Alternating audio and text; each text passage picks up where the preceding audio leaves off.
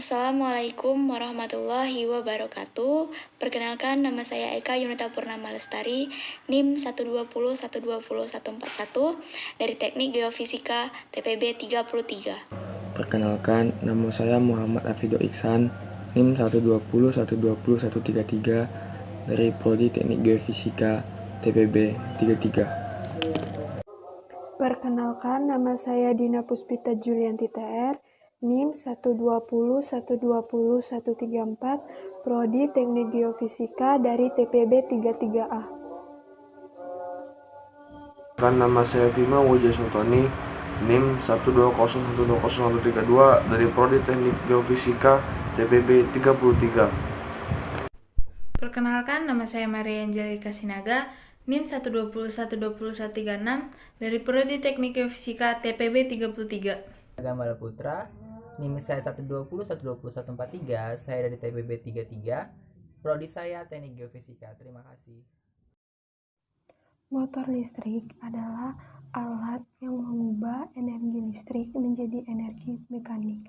Alat yang berfungsi sebaliknya, yang mengubah energi mekanik menjadi energi listrik, biasa disebut dinamo atau generator.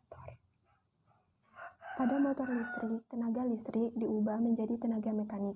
Perubahan ini dilakukan dengan mengubah tenaga listrik menjadi magnet yang disebut sebagai elektromagnet. Sebagaimana kita ketahui bahwa kutub-kutub yang senama akan terjadi tolak-menolak, sedangkan pada kutub yang tidak senama akan terjadi tarik-menarik.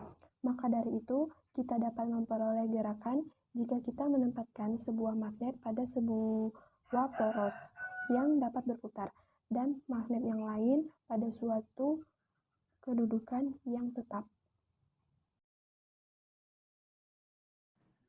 Motor listrik merupakan suatu komponen penggerak yang bersifat aktuator serta menjadi salah satu komponen yang sering ditemukan dalam kehidupan sehari-hari. Secara umum, lazimnya motor listrik ditemui dalam konsep penggerak RC, sepeda, mixer, blender, serta peralatan lainnya. Dalam konsep ini, kita ketahui bahwa setiap penggerakkan motor listrik perlu dikendalikan secara manual ataupun dikendalikan melalui konsep telemetrik. Berdasarkan cara kerjanya, motor listrik memanfaatkan gaya elektromagnetik yang bekerja dan menggunakan rotor. Yang pertama, mixer. Mixer yang dimaksud di sini adalah alat yang biasa digunakan untuk membuat adonan kue atau telur. Di dalam mixer terdapat dua buah motor listrik yang berfungsi memutar dua buah pengaduk yang nantinya akan mencampur adonan yang ada di dalam suatu wadah. Sama halnya dengan blender. Pada mixer terdapat pula pilihan putaran motor listrik yang memiliki perbedaan putaran motor mulai dari perputaran pelan, sedang, cepat, dan ada pula tombol khusus yang digunakan untuk memutar pengaduk dengan kecepatan penuh. Kedua, blender. Ada yang lain pada penggunaan motor listrik untuk blender. Putaran motor listrik dapat diatur dengan beberapa tombol sehingga putaran blender menjadi beberapa variasi yang berbeda mulai dari lambat, sedang, dan kencang. Selain itu, ada juga tombol khusus yang berfungsi memutar motor pada kecepatan penuh. Perbedaan kecepatan tersebut diatur oleh rangkaian sederhana yang memanfaatkan sifat dioda. Motor listrik yang berada pada bagian bawah badan blender akan memutar bagian yang terpasang pisau kecil yang akan berputar dan menghancurkan makanan atau buah-buahan yang sedang ada di dalam gelas besar blender. Yang ketiga, ada kulkas atau lemari es. Di bagian belakang kulkas terdapat motor listrik untuk membantu dalam proses pendinginan. Yang keempat, ada hair dryer atau pengering rambut. Alat yang satu ini lebih akrab dengan ibu-ibu atau para wanita karena mereka lah yang sering menggunakan hair dryer atau pengering rambut tersebut. Motor listrik yang berputar dalam hair dryer akan memutar kipas atau baling-baling untuk menyalurkan udara dingin untuk melewati ruang panas yang dihasilkan oleh elemen panas. Dengan begitu, udara yang sebelumnya dingin akan berubah menjadi panas untuk kemudian dikeluarkan ke lubang pengeluaran untuk digunakan mengeringkan rambut. Pada umumnya terdapat dua pilihan putaran listrik, yaitu putaran lambat dan putaran kencang. Pada putaran lambat, udara yang dikeluarkan lebih sedikit sehingga udara yang dikeluarkan tidak terlalu panas. Sedangkan pada putaran cepat akan mengeluarkan panas yang lebih banyak sehingga udara yang keluar pun akan lumayan panas. Pengertian bagian motor listrik. Yang pertama itu ada stator. Stator tersebut sudah termasuk dalam sebuah komponen utama dari motor listrik karena komponen tersebut akan langsung bersinggungan dengan sebuah kinerja motor. Stator ini merupakan sebuah pilihan lilitan tembaga statis dan biasanya terletak untuk mengelilingi sebuah poros utama. Fungsi dari stator ini yaitu untuk bisa membangkitkan sebuah medan magnet yang terdapat di sekitar rotor. Komponen ini diketahui terdiri dari beberapa lempengan besi. Lempengan tersebut dililit oleh sebuah tembaga. Tembaga ini nantinya juga akan dihubungkan dengan sebuah sumber arus. Jadi, untuk lilitan tersebut nantinya akan dialiri oleh sebuah arus listrik, sehingga akan menghadirkan kemagnetan di stator. Sebuah motor akan pada umumnya mempunyai 3 buah stator coil. Hal tersebut tergantung dengan kapasitas motor tersebut. Semakin banyak jumlah lilitan yang ada di kumparan, maka semakin besar pula medan magnet yang nantinya akan dihasilkan. Hal tersebut tentunya akan sangat besar mempengaruhi dari kecepatan motor. Coil. Bagian ini juga terlihat sangat menyerupai stator. Untuk bedanya, rotor ini mempunyai sebuah lilitan tembaga yang mempunyai sifat dinamis. Hal ini dikarenakan lilitan tersebut terlihat menempel secara bersama main shaft ataupun ada poros utama sebuah motor yang nantinya akan berputar. Maka sama halnya dengan sebuah stator coil. Maka semakin banyak dari jumlah lilitan di rotor, maka pasti akan semakin besar pula sebuah putaran yang nantinya akan dihasilkan.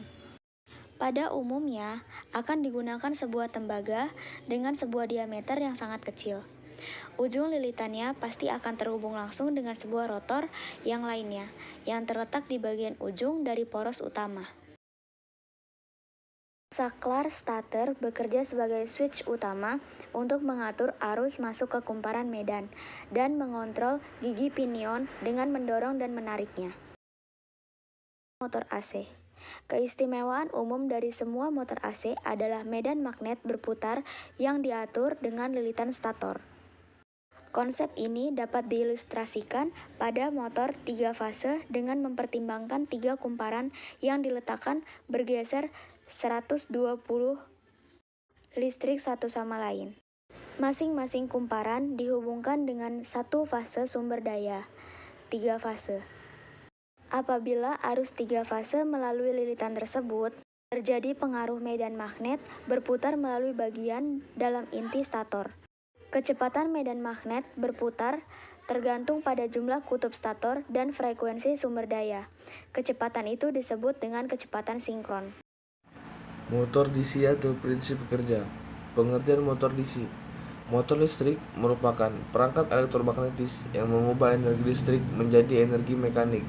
Energi mekanik ini digunakan untuk misalnya memutar impeller pompa, kipas angin, atau blower, menggerakkan kompresor, mengangkat ban, dan lain-lain. Motor listrik digunakan juga di rumah seperti mixer, bor listrik, dan kipas angin.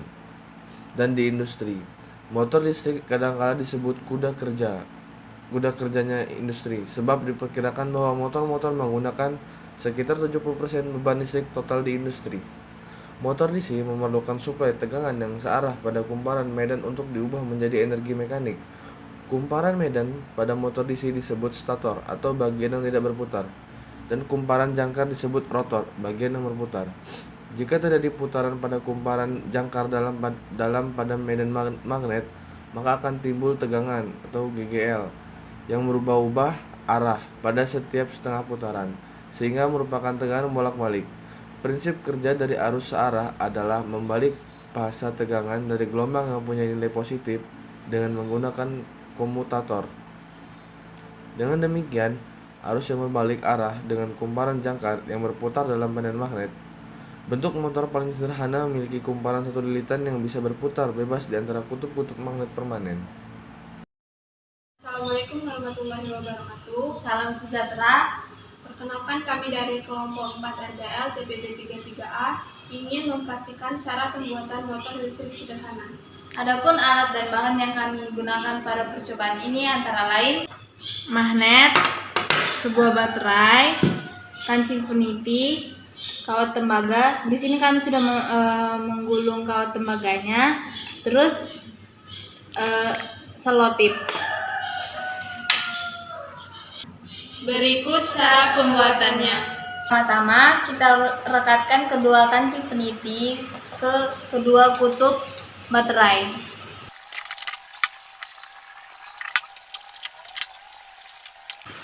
Hingga menjadi seperti ini.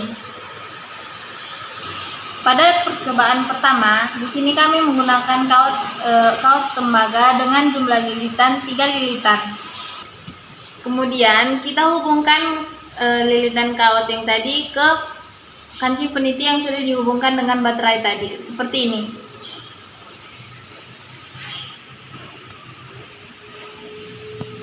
Hingga menjadi menggantung seperti ini. Kemudian kita dekatkan magnet ke kawat tembaga dan tunggu hingga kawat tembaganya berputar, seperti ini.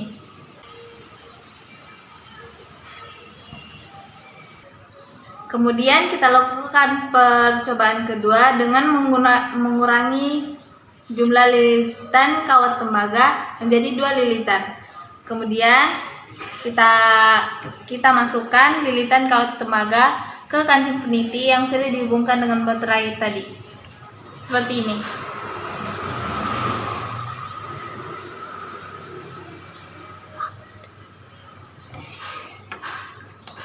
Lalu kita dekatkan magnet ke lilitan kawat tembaganya tadi dan tunggu hingga berputar.